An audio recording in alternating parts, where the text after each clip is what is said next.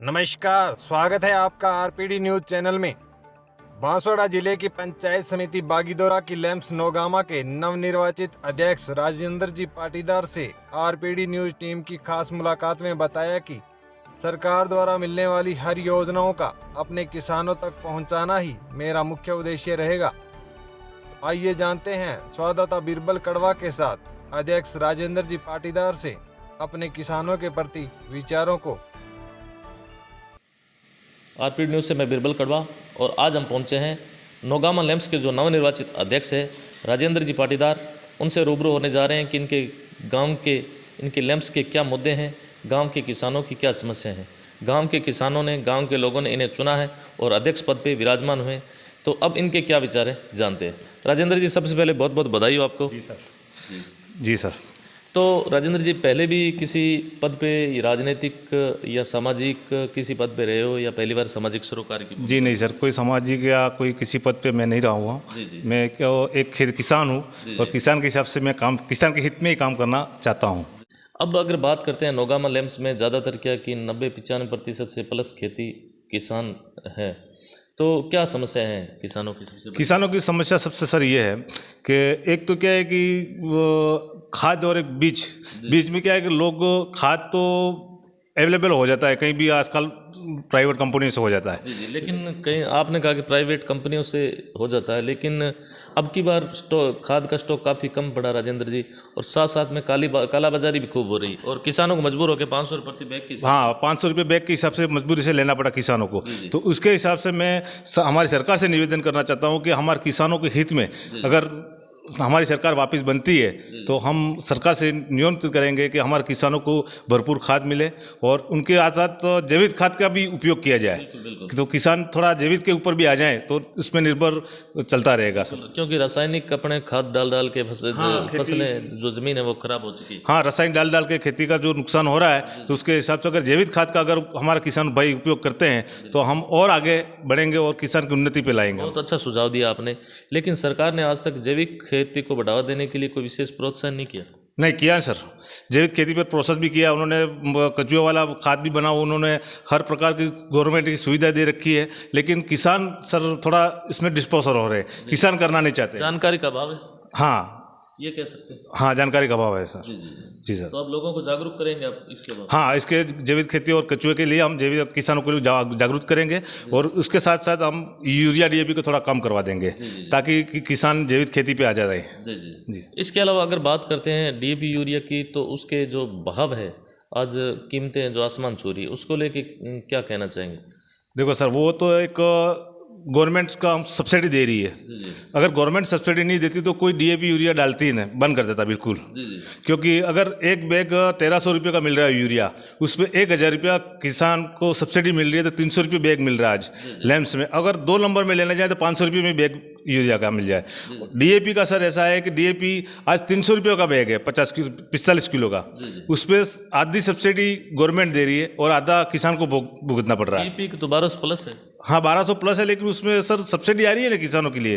अगर किसानों को सब्सिडी नहीं मिली तो किसान डीएपी डालता ही नहीं। अगर 3000 रुपये का बैग कौन डालेगा सर?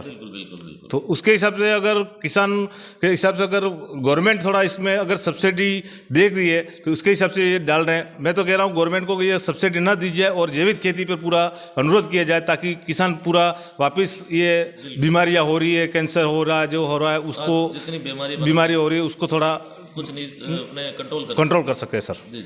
इसके अलावा जैसे फसली बीमा को लेके क्या कहना चाहेंगे? जैसे अभी फसल अपने बारिश हो चुकी है और अपने क्षेत्र में, बागीदोरा क्षेत्र में फसलें, गेहूं की अच्छी फसलें थी, काफ़ी नष्ट हो चुकी है, तो सरकार का ध्यान आकर्षित करवाना चाहेंगे? हाँ सर, सरकार को ध्यान इसमें देना पड़ेगा। गिरदावरी पटवारी साहब और तहसीलदार साहब को कह के गिरदावरी करवाए।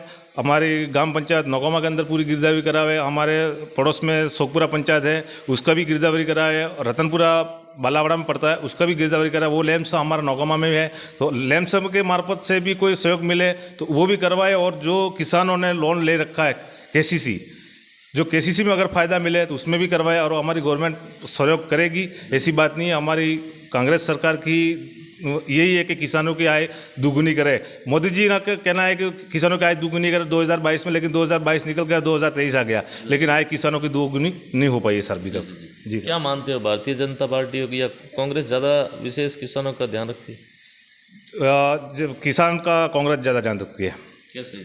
किसान को आज लोग कह रहे हैं कि 70 साल में किसानों ने किसान के हित के ही काम कांग्रेस ने किया है। ठीक है, बीजेपी सरकार आई है, लेकिन बीजेपी सरकार किसानों के हित में काम नहीं करती सर, वो उसका ही देखती है।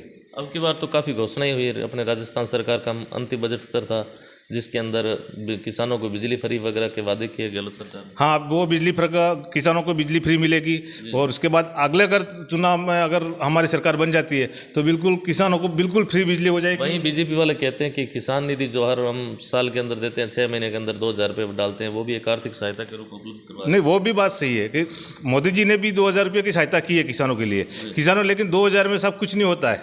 2,000 में एक ट्रैक्टर में डीजल डालते हैं, आज डीजल आसमान छू रहा है, तो उसमें अगर 2,000 का डीजल डालने जाएंगे तो 1 बीघे में खेड़ा ही नहीं होगी इसकी।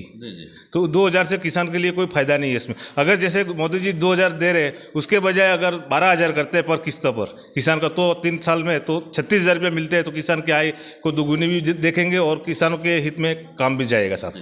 कृषि जिन्स को लेके क्या कहने चाहेंगे? आज फसल भी एक तरफ खराब हो चुकी है, दूसरी तरफ अपने ज़्यादातर इस क्षेत्र की अगर बात करें तो यहाँ पे कृषि उपज मंडी की कोई विशेष व्यवस्था नहीं है। सेठ साहूकारों के दब के रहना पड़ता है और जो फसलों के भाव हैं वो औने पौने दाम में उनको बेचना पड़ता है। क्या कहना चाहेंगे इसको लेकर? इसके लिए सर देखो, हमारे यहाँ तो बांसवाड़ा में भी मंडी नहीं है और यहाँ आसपास में कहीं भी मंडी नहीं है।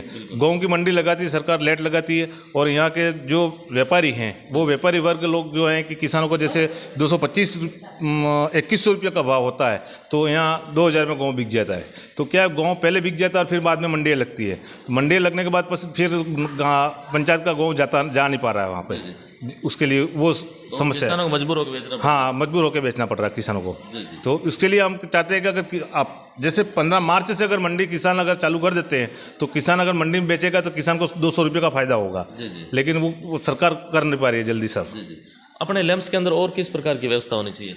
लैंप्स प्रकार में सर ऐसी है कि लैंप्स में एक तो लोनिंग बराबर चलता रहे, उसके बाद लोनिंग का जब नाम आता है तो जो किसानों की एक बहुत बड़ी मेजर समस्या आती है कि यहाँ जो हमारे MCL बनती है किसानों की, वो सरकार ने 1,50,000 तय कर रखी है, लेकिन धरातल पे किसी किसान को 10,000 मिलता है, किसी को 15 मिलता है। तो क्या होना चाहिए इसमें? कुछ परिवर्तन होना चाहिए। हाँ, परिवर्तन होना चाहिए और किसान को 50,000 से ऊपर ही मिलना चाहिए। 50,000 से नीचे अगर जो 10,000 या 15,000 रुपये कर रखा है वो उसको गलत है। 50,000 से मिनिमम ऊपर मिलना चाहिए हर पर किसान। क्योंकि यह एक सरकार की ब्याज मुक्त फसल ऋण सुविधा उपलब्ध है, लेकिन धरातल पे ऐसा कुछ नहीं दिखाई देता और किसानों को मजबूर होकर नेशनल बैंकों के चक्कर भी निकालने पड़ते हैं। हाँ, बैंकों का चक्कर निकालने पड़ते हैं। उसके हिसाब से क्या है कि बैंकों वाले फिर उसमें ज़्यादा ब्याज लगा देते हैं। जी। तो उसमें क्या है कि अगर सरकार चाहे तो इसमें 50,000 की उपलब्धि करा दे और लैंप्स से फ़ायदा दिलाए, और उसके बाद में लैंप्स में जितना भी फ़ायदा, जैसे मक्का है जो भी ये दुकानदार लेके बैठे हैं, जैसे कि आज एक मक्का की ठेली अगर लेने जाए मार्केट में तो 1,500 रुपये ले लेते हैं। वही मक्का अगर लैंप्स में उपलब्ध करवा देते हैं तो उसमें क्या किसानों को फायदा हो जाए कि जो 1,200 रुपये की ठेली है वो 1,500 रुपये में किसान को लेनी पड़ रही है। तो उसमें हर प्रकार का जो किसानी है उसमें लैंप्स को पूरी सुविधा लैंप्स को दी जाए साहब। कहने का मतलब उन्नत किस्म के बीज है वो सब्सिडी भी दी जाए। हाँ, उन्नति के जो बीज हैं उसमें सब्सिडी दी जाए, और उसके बाद कोई यंत्र हैं जैसे कि उसके यंत्र के हिसाब से भी किसान सब्सिडी मिल जाए और वो भी लैंप्स में मिले, ताकि उनको किसानों को हर चीज़ की फ़ायदा मिल जाए सब। जी। इसके अलावा क्या कहना चाहेंगे नौगामा अपने क्षेत्र के लोगों को, किसानों को जिन्होंने आपको मान सम्मान दिया? बहुत ही मैं आभार हूं उनका, और मेरे किसान भविष्य में बहुत ही खुश हूँ, और मेरे से जितना भी किसानों के हित में जितना भी मेरे से काम होगा मैं किसान के हित में काम करूँगा सर, और आगे किसानों की बढ़ाता रहूँगा सर। तो यह थी हमारी खास मुलाकात राजेंद्र जी पाटीदार, नौगामा लैंप्स के जो नवनिर्वाचित अध्यक्ष हैं।